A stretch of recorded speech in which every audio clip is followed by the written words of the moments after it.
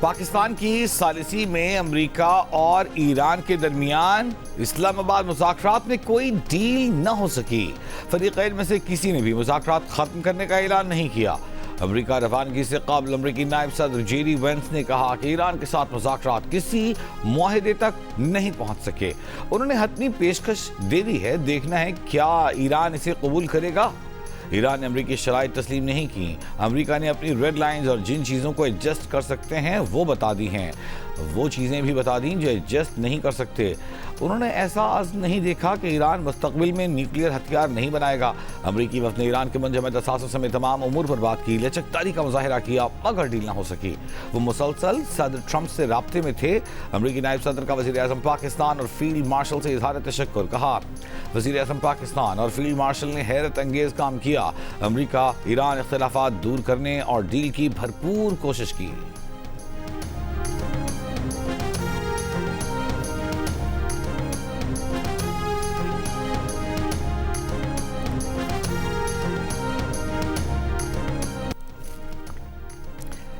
ایرانی اسپیکر اور ایران کی جانب سے مذاکراتی ٹیم کے سربراہ محمد باقر قالباف نے کہا ہے کہ ایرانی وفد نے مستقبل کے حوالے سے اقدامات کیے، لیکن امریکہ ایرانی وفد کا اعتماد حاصل کرنے میں بالآخر ناکام رہا۔ امریکہ نے ایران کی منطق اور اصولوں کو سمجھ لیا ہے اور اب وقت آ گیا ہے کہ وہ فیصلہ کریں کہ آیا ہمارا اعتماد حاصل کر سکتے ہیں یا نہیں۔ باقر قالباف نے پاکستان کا شکریہ ادا کرتے ہوئے کہا کہ مذاکراتی عمل کو آسان بنانے میں پاکستان کی کوششوں کے شکر۔ ایران اور امریکہ میں کئی ایشوز پر اتفاق رائے ہوا، 2-3 پر اختلاف برقرار رہا۔ سفارتکاری کبھی ختم نہیں ہوتی۔ ایران کی وزارت خارجہ کے ترجمان کا مذاکرات پر بیان۔ ایرانی میڈیا سے گفتگو میں اسماعیل بقائی نے کہا کہ یہ مذاکرات ایران پر مسلط 40 روزہ جنگ کے بعد ہوئے، بے اعتمادی اور شبہات بھی پائے جاتے ہیں۔ ایران کو ایک ملاقات میں ڈیل کی توقع نہیں تھی اور نہ ہی کوئی اور اس کی توقع کر رہا تھا۔ ایرانی سرکاری میڈیا کا کہنا ہے کہ امریکہ کے حد سے زیادہ مطالبات نے مشترکہ فریم ورک اور معاہدے کی راہ میں رکاوٹ ڈالی۔ آبنائے ہرمز اور جوہری حقوق سمیت کئی مسائل مذاکرات میں اختلافات کا باعث بنے۔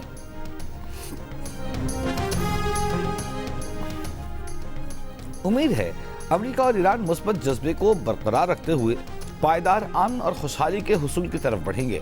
فریقین جنگ بندی کے اپنے عزم کی پاسداری جاری رکھیں گے۔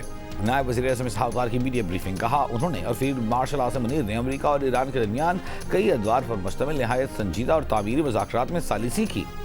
مذاکراتی عمل میں شریک امریکہ اور ایران کے وفود کے شکر گزار ہیں۔ دونوں ممالک نے وزیر اعظم کی درخواست پر مثبت رد عمل دیا۔ پاکستان آئندہ بھی ایران اور امریکہ کے درمیان روابط اور مذاکرات کے لیے اپنا کردار ادا کرتا رہے گا۔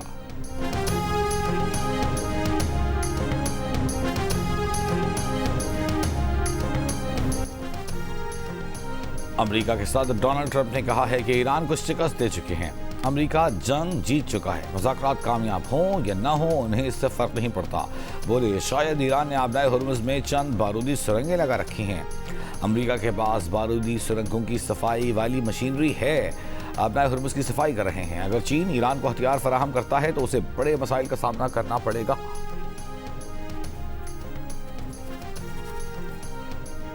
کوئی مذاکرات کم از کم ایران کے ساتھ ہماری یا آپ کی شرائط پر کامیاب نہیں ہوں گے۔ امریکہ کو سمجھنا ہوگا کہ ایران کو شرائط ڈکٹیٹ نہیں کرا سکتے۔ اب بھی سمجھنے کے لیے دیر نہیں ہوئی۔ سابق ایرانی وزیر خارجہ جواد ظریف کا امریکی صدر ٹرمپ کو جواب۔ جواد ظریف نے امریکی نائب صدر جے ڈی وینس کا انہوں نے ہماری شرائط قبول نہیں کی کا بیان بھی ٹویٹ کیا۔ ایران کے سابق نائب صدر عطا اللہ مہاجرانی نے کہا کہ بری خبر امریکہ کے لیے ہے۔ امریکہ نے مذاکرات کی تجویز پیش کی، ایک ثالث کا بندوبست کیا اور مذاکرات کے ذریعے ایران کی 10 شرائط سے اتفاق کیا۔ امریکہ نے مذاکرات کی میز پر وہ حاصل کرنے کی کوشش کی جو وہ میدان جنگ میں حاصل کرنے میں ناکام رہے۔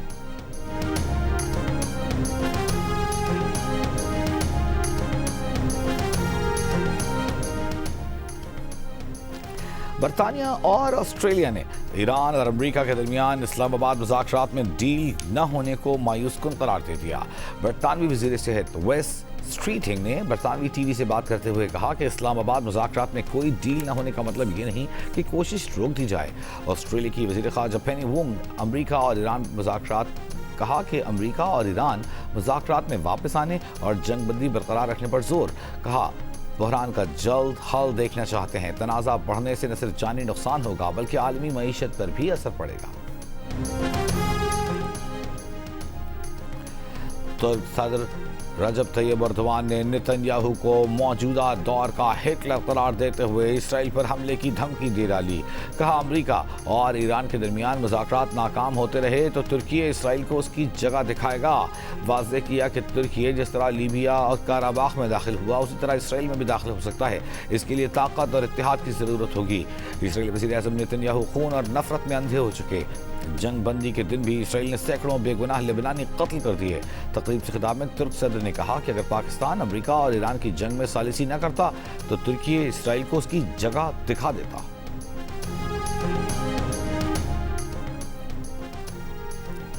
امریکہ اور ایران کو مذاکرات کی میز تک لانے کا پاکستان کا اقدام خطے اور دنیا میں امن کے قیام کے لیے امید کی کرن ہے۔ مذاکرات کے نتیجہ خیز نہ رہنے کے باوجود اس نے مستقبل میں بامانی اور نتیجہ خیز بات چیت کے لیے بنیاد فراہم کر دی ہے۔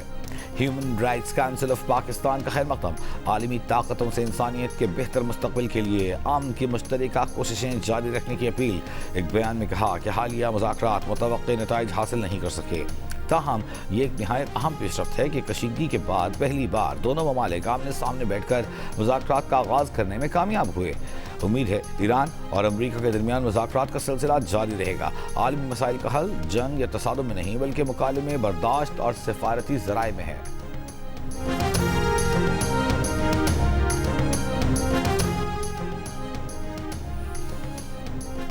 ایران کے نائب وزیر تیل علی محمد موسوی کا کہنا ہے کہ ایران کی لاوان ریفائنری کے کچھ حصے 10 دن کے اندر دوبارہ کام شروع کر دیں گے۔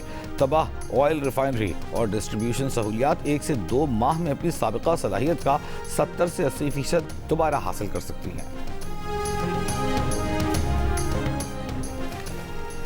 ایران کے مسلح افواج نے آبدائے ہرمز میں بارودی سرنگوں کی صفائی شروع کرنے کا امریکی سینٹرل کمانڈ کا دعویٰ مسترد کر دیا۔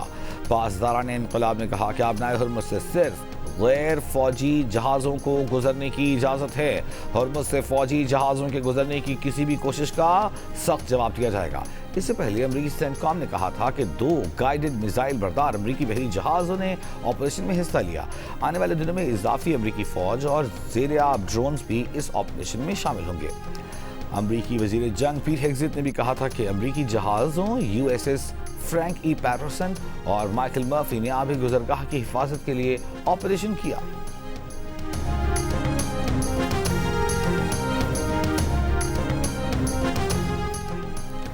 اسرائیلی وزیر اعظم نتنیاہو نے کہا ہے کہ ایران اور اس کے اتحادیوں سے لڑائی جاری رکھیں گے۔ ایران میں اب بھی افزودہ مواد موجود ہے، اسے ہر صورت نکالنا ہوگا۔ مشرق وسطیٰ کے نقشے کے سامنے خطاب میں اسرائیلی وزیر اعظم نے کہا 5 ممالک اسرائیل کو گھیرنا چاہتے تھے مگر ہم نے ہی انہیں کمزور کر دیا۔ نتنیاہو کا ترک صدر پر ایران کو سہولت فراہم کرنے کا الزام۔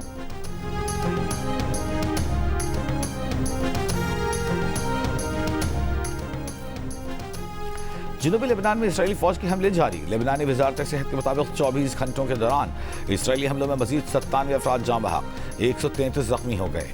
2 مارچ سے جاری اسرائیلی حملوں میں اب تک 2020 افراد جاں بحق ہو چکے، 6436 افراد زخمی ہوئے۔ حزب اللہ کے بھی اسرائیلی فورسز پر میزائل اور ڈرون حملے، اسرائیلی ٹینک تباہ کر دیا۔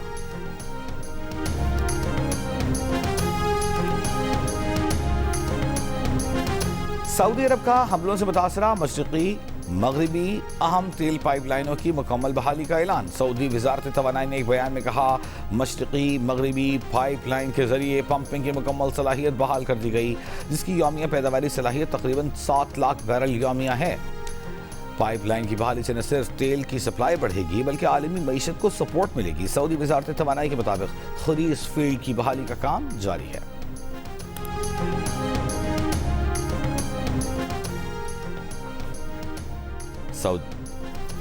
سعودی عرب کی گوادر میں آئل ریفائنری کے قیام کے لیے $10 ارب کی سرمایہ کاری کا امکان۔ ذرائع کے مطابق سعودی کمپنی کا پاکستانی کمپنیوں کے ساتھ مل کر ریفائنری لگانے کا منصوبے کو 20 سالہ ٹیکس چھوٹ دیے جانے کی تجویز ہے۔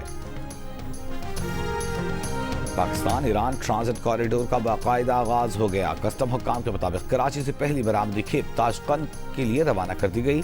نئے تجارتی راستے کے ذریعے پہلی کھیپ میں منجمد گوشت روانہ کیا گیا۔ برآمدی کھیپ رمضان بارڈر سے ایران میں داخل ہو کر وسط ایشیائی ریاستوں تک پہنچے گی۔ وزیر اعلیٰ پنجاب مریم نواز نے 15 شہروں میں واسا کمپلیکس ڈیزائن کی منظوری دے دی۔ مانسون سے قبل سیوریج لائنوں اور برساتی پانی کے نکاس کے منصوبے مکمل کرنے کی ہدایت۔ واسا مانسون سے قبل بڑے پیمانے پر نالوں کی صفائی کے لیے مہم شروع کرے گا۔ پنجاب میں نکاس سے آب کے منصوبے جون سے پہلے مکمل کرنے کا ہدف۔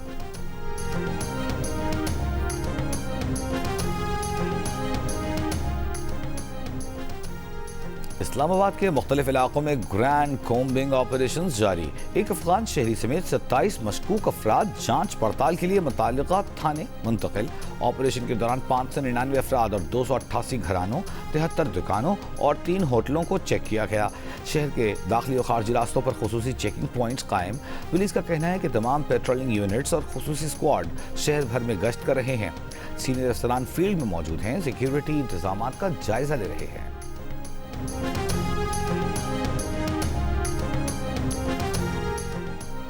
رینجرز اور محکمہ انسداد دہشت گردی پولیس کی کراچی میں مشترکہ کارروائی۔ کل عدم تنظیم سے تعلق رکھنے والے انتہائی مطلوب دہشت گرد کو گرفتار کر لیا۔ ترجمان رینجرز کے مطابق جنوبی وزیرستان کا رہائشی نور عالم عرف وفادار گزشتہ کچھ عرصے سے کراچی میں روپوش تھا۔ ملزم 2014 سے جنوبی وزیرستان میں سیکیورٹی فورسز کی متعدد چیک پوسٹوں پر حملے میں ملوث رہا۔ ملزم نے 2021 میں مکین کے علاقے میں لیویز چوکی پر حملے کا اعتراف بھی کیا۔ ملزم آپریشن کے دوران افغانستان فرار ہو گیا تھا۔ کیتھولک مسیحیوں کے روحانی پیشوا پوپ لیو کا جنگ ختم کرنے پر زور۔ ویٹیکن سٹی میں امن کے لیے دعائیہ اجتماع سے خطاب۔ جنگ پسند عناصر پر کڑی تنقید۔ کہا خود پرستی اور دولت کی پرستش بہت ہو چکی، طاقت کے مظاہرے اور جنگ بہت ہو چکی۔ حقیقی طاقت زندگی کے لیے خدمت کرنے سے ظاہر ہوتی ہے۔ قومی رہنماؤں پر بڑی ذمہ داریاں عائد ہوتی ہیں۔ ان سے کہتے ہیں کہ بس کریں، اب امن کا وقت ہے۔ مذاکرات اور ثالثی کی میز پر بیٹھیں، اس میز پر نہ بیٹھیں جہاں اسلحے میں اضافے کی منصوبہ بندی اور مہلک اقدامات کے فیصلے کیے جاتے ہیں۔ لندن میں فلسطین کے حق میں مظاہرے کے دوران پولیس نے 200 سے زائد افراد کو گرفتار کر لیا۔ رپورٹس کے مطابق میٹروپولیٹن پولیس نے انسداد دہشت گردی قوانین کے تحت کارروائی کی۔ گرفتار افراد میں کئی ضعیف العمر افراد سمیت 80 سالہ ایلزبتھ مورلے بھی شامل ہیں، جنہیں ایک پرامن پلے کارڈ اٹھانے پر حراست میں لیا گیا۔ انسانی حقوق کی تنظیم ایمنسٹی انٹرنیشنل کا کہنا ہے کہ مظاہرین کے خلاف یہ کارروائیاں شہری آزادیوں اور پرامن احتجاج کے حق کے خلاف ہیں، جبکہ پولیس کا موقف ہے کہ قانون کے مطابق عمل کیا گیا۔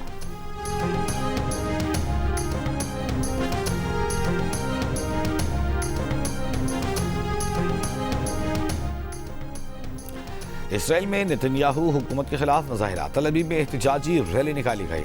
اسرائیلی مظاہرین کا نتنیاہو سے تمام جنگیں روکنے کا مطالبہ۔ مظاہرین نے جنگ روکو، نسل کشی بند کرو کے پلے کارڈز اٹھائے ہوئے تھے۔ H B L P S L 11 میں حیدرآباد کنگز مین نے پہلی کامیابی حاصل کر لی۔ کراچی کنگز کو 4 وکٹ سے ہرا دیا۔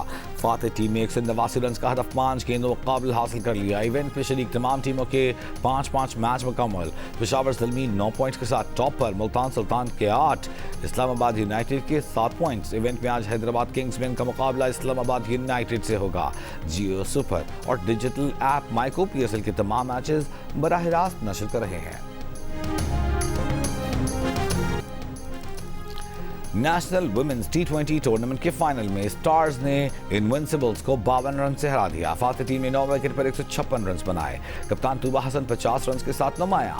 ہدف کے تعاقب میں انوینسیبلز 104 رنز بنا کر آؤٹ۔ منیب علی نے سب سے زیادہ 27 رنز سکور کیے۔ طوبہ حسن اور عائشہ بلال کی 3 وکٹیں۔ فاتح ٹیم کو 15 لاکھ روپے، رنر اپ کو 10 لاکھ روپے انعام دیا گیا۔ فائنل جیو سپر سے براہ راست نشر کیا گیا۔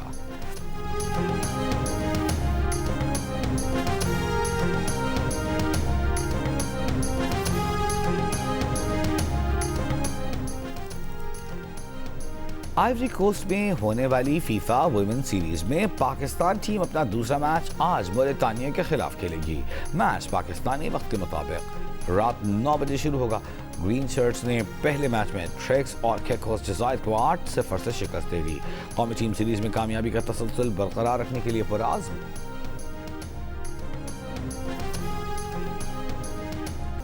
پاکستان کی بہادر ایڈونچر بائیکر گل افشاں نے کئی ممالک میں موٹر سائیکل پر سفر کر کے مثال قائم کر دی۔ ان کا کہنا ہے کہ دنیا بھر میں بائک چلا کر خواتین کو بااختیار ہونے کا پیغام دینا چاہتے ہیں۔ اور سدا بہار شو ہو چنچل آواز جاندار گائیکی 7 دہائیوں تک بالی ووڈ فلم نگری کے شائقین کے دلوں پر راج کرنے والی لیجنڈری گلوکارہ آشا بھوسلے 92 برس کی عمر میں چل بسیں۔ وہ سینے میں انفیکشن کے سبب اسپتال میں داخل ہوئیں۔ آشا نے اپنے کیریئر میں ہزاروں گانے گائے۔ انہیں دادا صاحب پھالکے، پدم بھوشن سمیت متعدد ایوارڈ سے نوازا گیا۔ 2011 میں گینیز ورلڈ ریکارڈ نے موسیقی کی تاریخ میں سب سے زیادہ گانے گانے کا ریکارڈ کرانے کا اعزاز آشا کے نام کیا۔